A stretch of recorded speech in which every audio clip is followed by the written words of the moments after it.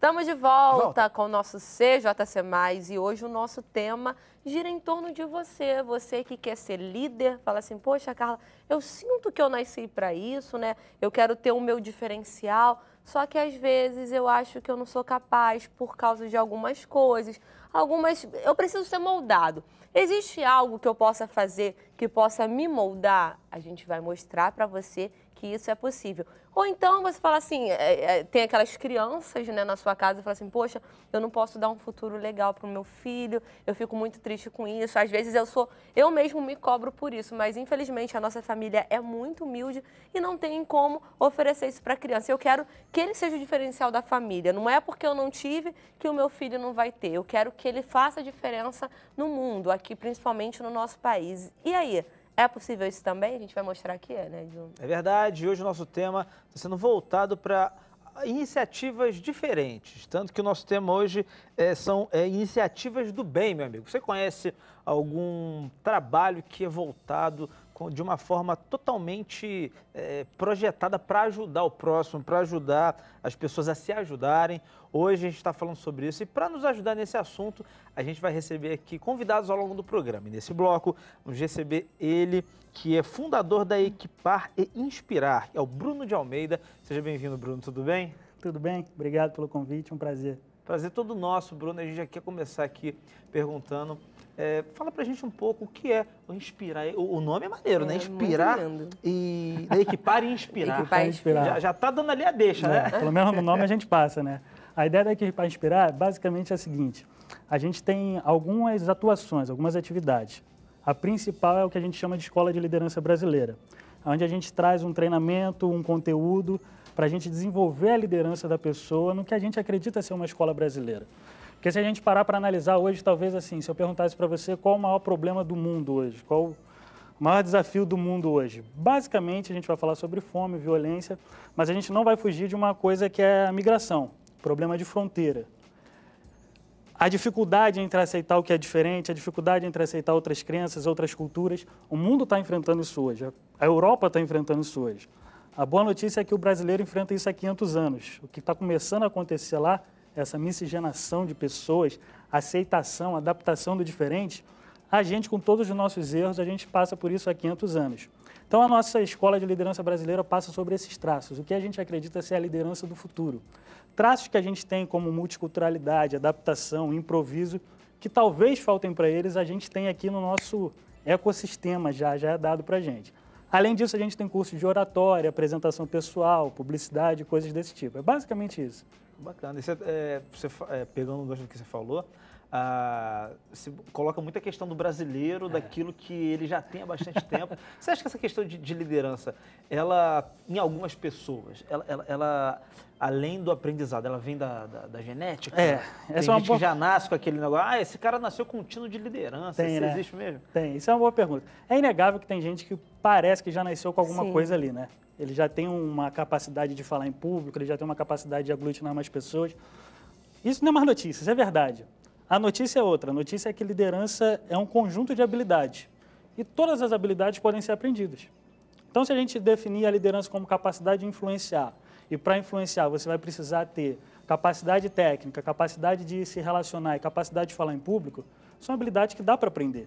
Então, a liderança não é algo exclusivo que Deus deu para alguém. É simplesmente uma questão de você entender que precisa de liderança para viver, precisa de liderança para trabalhar, precisa de liderança para ser um pai ou uma mãe. Você precisa de liderança para viver.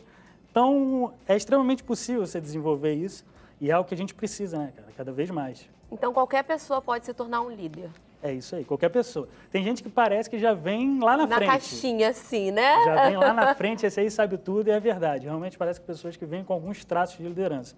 Mas são habilidades e todas as habilidades podem ser desenvolvidas. Através do treino, repetição, erro, acerto, dá para desenvolver. No Brasil, a gente tem apesar de termos ótimos líderes, na sociedade parece que a gente tem uma cultura de liderança um pouco baixa. A gente perde algumas noções de representatividade, de influência, mas é algo que a gente trabalha para, quem sabe, a gente se transformar numa nação de líderes natos aí, trabalhando e desenvolvendo esses pontos.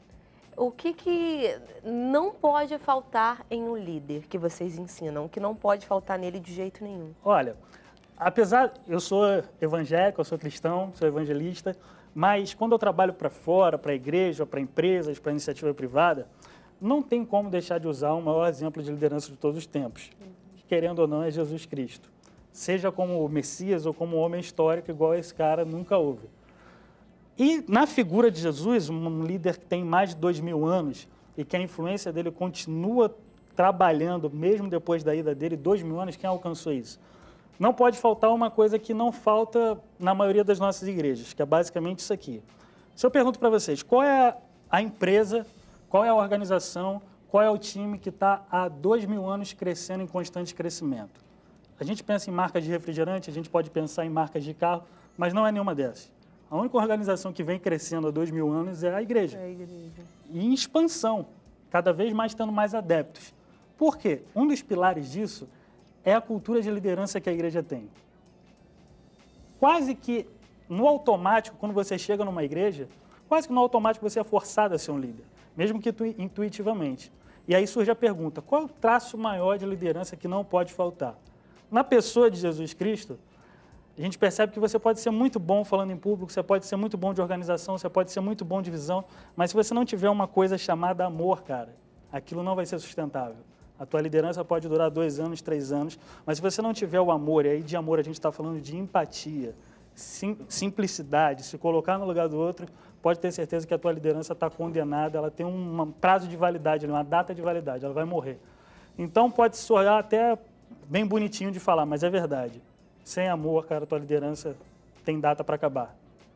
E então, quanto tempo dura esse curso de vocês? Então, esse de liderança brasileira. Isso. A gente somos mais ou menos, somos cerca de 4 professores, onde a gente dura um encontro de 60 dias.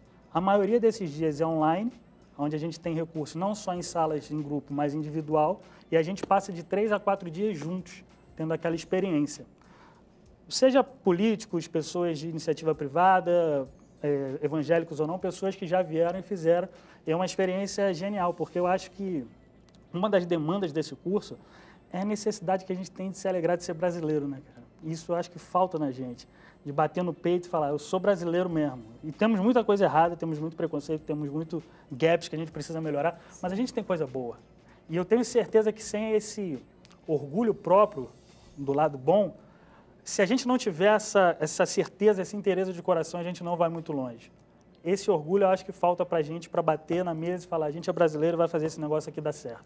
Acho que é mais ou menos uma forma de resgatar as nossas origens, vamos dizer assim, né? Sem olhar tanto para... Se mudar para outro país, porque acha que o Brasil está perdido, É tentador, né? Se mudar para outro país é tentador. Quem nunca, tem né? gente que não quer só mudar para outro país.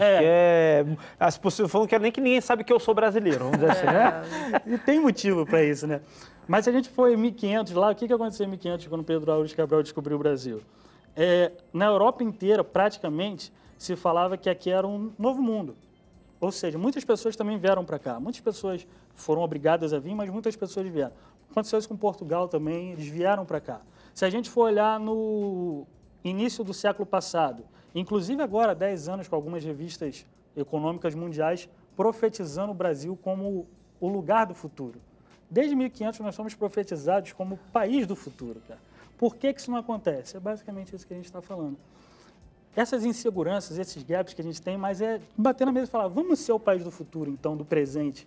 Vamos fazer isso acontecer. A gente tem tantas potencialidades, a gente tem coisas naturais que ninguém tem, a gente tem um povo que ninguém tem, a gente tem uma cultura e uma história que ninguém tem. Então, vamos pegar os nossos pontos fortes, porque você só vai para frente se você focar nos seus pontos fortes, e vamos embora, e vamos fazer isso acontecer. Verdade. Agora, outro ponto muito importante aqui que a gente precisa falar é sobre os líderes da igreja também, né? Que a gente tem líder da juventude, líder para isso, líder para aquilo. Qual a importância, esse líder, qual o diferencial desse líder que ele pode se tornar fazendo o curso de vocês? Sim, essa é uma pergunta muito boa. Por quê? Se a gente parar para analisar, o que é liderança? Liderança é basicamente influenciar. Se a gente quiser, a gente trabalha com o pastor John Maxwell, que é um pastor genial lá dos Estados Unidos, e ele fala muito sobre isso. Se você quer liderar, você só precisa fazer uma coisa, influenciar. Liderança não é posição, liderança não é dinheiro, liderança não é status, liderança é influência. Beleza, Bruno, concordamos com isso, entendemos que liderança é a capacidade de influência que eu tenho sobre alguém. Como é que eu faço para ter influência sobre alguém? chegamos à nossa pergunta. Talvez uma tática que funcione desde que seja genuína e sincera de coração. Se eu perguntar para você, ou qualquer um que está assistindo a gente aí, sobre quando você era criança, e seu pai ou sua mãe ou seu tio, todo mundo já teve uma experiência dessa, chegou para você e falou, limpa esse armário agora, senão eu vou te dar uma chinelada. Na maioria das vezes, o que acontece? A gente vai lá e limpa o armário para não tomar uma chinelada. Às vezes a gente toma uma chinelada porque não limpou. Eu esperava a chinelada. Mesmo limpando o armário. Na maioria das vezes a gente faz o que foi mandado. Por quê? Porque mandaram e a gente faz. Mas existe uma semana ou algum momento em que a gente está muito bem com o nosso pai, com o nosso tio, eles deram um presente, ou talvez até a gente está querendo alguma coisa. O que a gente faz? A gente está num estado de amor com essa liderança, a gente está num estado de amor com esse pai. A gente limpa o armário, a gente carrega as compras, a gente limpa o quarto. Verdade. E por que a gente fala isso? Porque com medo, com a opressão, com uma liderança que está sempre ali no teu cangote, você pode até limpar o armário. Quando a influência é opressiva, você pode até fazer o que é pedido. Mas pelo amor, pelo carinho, pelo incentivo, você limpa o armário, lava a louça, limpa o quarto, estaciona o carro, faz tudo. Porque são níveis de liderança diferentes. Uma é a liderança baseada no medo, uma liderança baseada na barganha. Você pode até ter resultados com ela, mas eles são pequenos. E o outro tipo de liderança é a liderança que, ao invés de extrair só de você, te adiciona bastante valor. Então, a importância disso na igreja é absurda, porque a nossa essência não é em si quantas pessoas a gente ganha, mas como estão essas pessoas que a gente ganha. Porque a gente chega de qualquer jeito na igreja, isso é ótimo. Mas nós não somos liberados para ficar de qualquer jeito na igreja. Sim. E aí é que entra o papel do líder. Com a base lá que a gente falou no início, de amor. Uma vez que eu amo, eu tenho o quê? Influência. Como é que eu consigo influência? Carinho. Carinho. A gente obedece sempre àqueles que têm mais carinho pela gente. Eu te garanto que você obedecia muito mais provavelmente, com mais prazer, a sua avó do que o seu pai. Por quê? Porque o seu pai te dava chinelada, a tua avó te dava biscoito. Então, é basicamente essa. Não tem nada que aumente mais a influência com alguém do que o carinho. O carinho talvez seja uma das grandes táticas, desde que seja verdadeiro e genuíno. Bacana. Acredito. Isso falta, desculpa. Isso falta muito nos empresários, donos de empresa, nessas multinacionais também. Falta isso um pouquinho, por isso que às vezes eles acabam se perdendo com os funcionários. Sim. Eu acredito que sim. Mas está acabando já. De uns 20 anos para cá, se a gente for ver os líderes das multinacionais, a gente vai ver que eles são demais nesse sentido. Eles perceberam que existem dois níveis de liderança, que te trazem dois tipos de resultado. Uma é aquela que a gente chama de quase chefe, né? Vai lá, faz isso que eu estou mandando, acabou. E a outra é a que desenvolve as pessoas. Não só nas multinacionais, na igreja. Se a gente for ver qual o maior ecossistema que produz liderança e uma mentalidade crítica há 2000 anos. É a igreja. Então, não só a gente tem o que aprender com eles, mas eles também têm muito o que aprender com a nossa cultura. Nossa cultura de formação de liderança, nossa cultura de formação de organização. A igreja, eu costumo dizer que hoje as maiores empresas usam grandes técnicas e grandes estratégias que foi a igreja que inventou. Por exemplo, para vender esse relógio aqui, eles fizeram esse relógio, prototiparam, venderam esse relógio, pegaram as primeiras pessoas que compraram o relógio e perguntaram a opinião, o que a gente chama isso de feedback. O que você achou do relógio? As pessoas dão a opinião, eles melhoram o relógio de acordo com a opinião das pessoas e voltam a vender mais. E onde é que surge o feedback? O primeiro registro histórico do feedback está em Atos dos Apóstolos, quando o pessoal, a liderança se reúne ali, as mulheres reclamam, tem uma reclamação e eles começam a fazer o quê? Então, para resolver esse problema de comida e de pregação, a gente levanta os diáconos. Então, os diáconos nada mais é do que um fruto de feedback. Ouvir o seu consumidor, o seu público, para resolver algum problema. Foi a igreja que inventou esse negócio. E a igreja inventou tantas outras coisas que eles precisam aprender, assim como a gente precisa aprender com eles. Então, o nível de liderança lá fora também é absurdo. Existem pessoas que a gente precisa aprender e que podem dar aula para a gente e são geniais. E no Brasil também. Isso é muito importante. Eu não sei se é no livro do John Maxwell, que ele fala da questão do carisma, né? Que sim. O carisma é algo que você consegue também, se você agregar isso na sua liderança, você consegue também, de uma forma é muito mais fácil, né, exercer a sua liderança. Isso é sensacional. E falando de exemplos aqui, quem nunca viu ou falou, poxa, eu tenho vontade de conhecer esse cara, o Silvio Santos. Você fala, Nossa, gente, que exemplo de liderança olha, sensacional, vou te falar, sério. filho. E eu vou falar uma coisa de verdade cara, pra vocês. Eu conheço algumas pessoas, a gente já conhece algumas sim, pessoas que já trabalhou já lá trabalharam no com ele. SBT, já trabalharam diretamente com ele e falaram, ele realmente é aquilo. Gente, ele é uma pessoa maravilhosa. Não tem um funcionário que não tenha gostado de trabalhar lá com ele. É impressionante. Eu não conheço um funcionário que falou assim, não, gente, ó, lá é meio complicado. Porque ele torna o ambiente de trabalho assim. Geralmente um lugar assim, em empresas enormes, fica muito bem você consegue encontrar pelo menos uma opinião, duas contrárias. Lá cara, não, até hoje, gente, caso lá. de verdade. A gente não ouve, cara. A gente trabalha nesse meio de televisão, a gente conhece pessoas de outras emissoras grandes também, que falam a mesma coisa. Lá realmente é muito bom. Ele é um líder nato. Que ele junta, acho que todas as qualidades, né? Tanto a questão da facilidade de gerir, né, as pessoas, de gerir os negócios, mas também aquela parada humana, né? Total. O Silvio Santos, cara, é um exemplo muito bom, porque se a gente falar assim, poxa, um dos grandes trunfos de uma liderança ser bem-sucedida é o carisma. Concordamos aí. Vou te cortar. Fica à vontade. Daqui a pouquinho, no próximo bloco, você vai dizer pra gente um pouco mais sobre o carisma, né, e as outras qualidades atribuídas aí ao nosso Silvio Santos. Mas depois do intervalo, então não sai daí não. A gente volta já.